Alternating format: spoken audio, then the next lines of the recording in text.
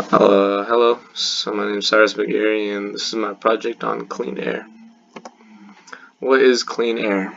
Clean air is the natural gas produced from multiple different sources which help our ecosystem function correctly. So from animals, oceans, trees. Specifically, clean air doesn't have any pollutants or very little from vehicles, factories burning fossil fuels. All those emissions are not a part of clean air. What are the benefits of clean air? Symptoms of allergies can be relieved, symptoms of asthma are relieved, and also helps reduce global warming in general. It also reverses the effects of the negatives of air pollution, and we'll get into that in a second. What is air pollution? Air pollution is when excess amounts of harmful gases and particles enter Earth's atmosphere. These gases can stay in the atmosphere for about 12 years. It doesn't seem that long, but the constant production of greenhouse gases from factories and cars are a necessity in our society, so it's kind of hard to cut down on that. So air pollution is a problem, and because we can't just cut off all cars because we need places to get around. We can't cut off factories because we need things to be made and stuff. What causes air pollution? Main causes of air pollution are burning fossil fuels such as oil, coal, natural gas. Also, the exhaustion from factories and industries. So carbon dioxide, methane, nitrous oxide. Also, chemicals used in agriculture have impact on air pollution. So pesticides, insecticides, and fertilizers. Mining also emits dust and chemicals into the air and can affect nearby cities. And the negatives of air pollution. Uh, the negative effects on humans, short-term wise, illnesses such as pneumonia, bronchitis, irritation through throat, eyes, or skin, headaches, dizziness, and nausea. Headaches and dizziness. It's the reason for that is because of the low amount of oxygen going to your head, so your body may not be used to it, and that's why people may feel like that. Now, the long term is what people are mostly scared of. The reason why we're trying to reverse air pollution. So, lung cancer. Lung cancer is a very common. Heart disease, respiratory diseases. So any disease that has to do with your lungs, just breathing in the air. Damages to nerves, brain, kidney, liver, birth defects also, and on top of that, 4.6 million people die.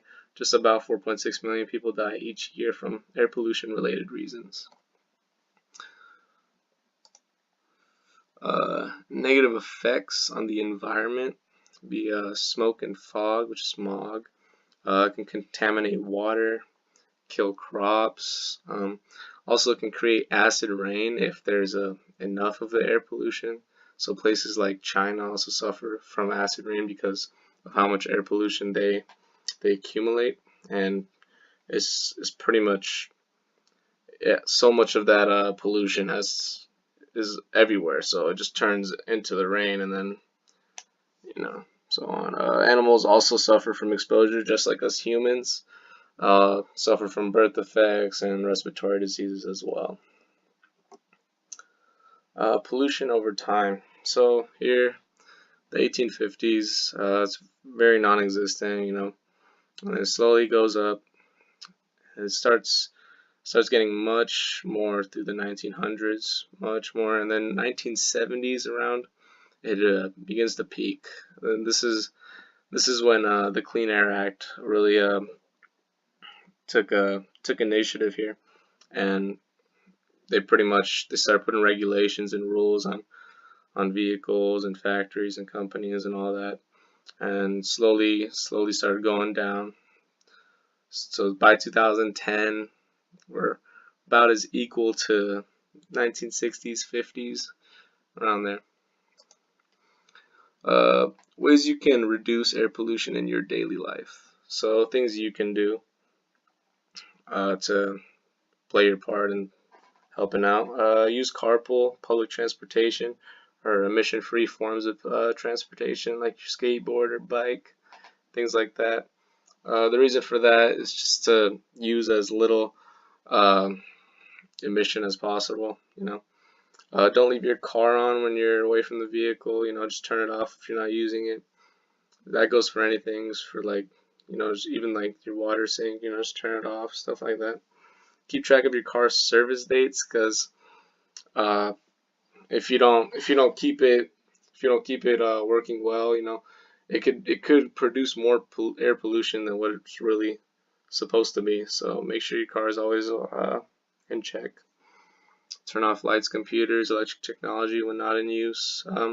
Use dishwasher and laundry when machine is full. So just be the most efficient with your technology, and also participate in local energy conservation programs. The Clean Air Act was a law passed in around 1970. It was made to control the air pollution across the U.S., and they did this by limiting the emission on automobiles and also limiting the emission that factories can make and all that. This caused people to adapt to those changes, and more gas-efficient cars were made and stuff along those lines, and electric cars are becoming very popular because of this too. Um, this act has made a big change in the last 40 years, so since about 1970s, and it was difficult to pass this law at first because production was always moving forward, always make the next thing, and the repercussion of that never really came to people's minds. They never really thought, oh, like, what if we're using all these fossil fuels, or burning all these fossil fuels. They never really thought about what the problem was. So it was really the government's role to step in and make that rule of how much we can use and how much we can do so much. The worst pollution in the world. The worst pollution in the world is in China. So the reason for that is because a lot of production is in China and many things are made in China. And it's all concentrated into one area, so the pollution builds up and becomes even deadlier over time, and we make pollution far faster. China makes it far more pollution than it can actually get rid of, than the atmosphere can get rid of. So it's becoming higher and higher, and over time it just becomes worse and worse. And also affects China's GDP, because workers are dying, children are dying, and animals that they eat, they're all being affected very drastically too. It's not comparable to the U.S. Current air pollution status in the U.S. So the air pollution in the U.S. is slowly becoming less polluted due to the Clean Air Act. The nation has made monumental progress over the last 40 years. The current state of the pollution is getting better as of now, but the results are slowing down. However, just because the results are slowing down doesn't mean we can make new ideas for the future. So maybe some new things will replace more emission-causing technology, and it's just the beginning, really. So I do think that this is a good step, because our country does like to focus on money before anything, and I think that the people come first. The people should, enjoy the clean air we have outside. We shouldn't have to worry about breathing in toxic gases just because of production or stuff like that. Among that, yeah. And that is my presentation. These are some of the websites I use to find research, and yeah, I hope you enjoyed. Thank you for listening.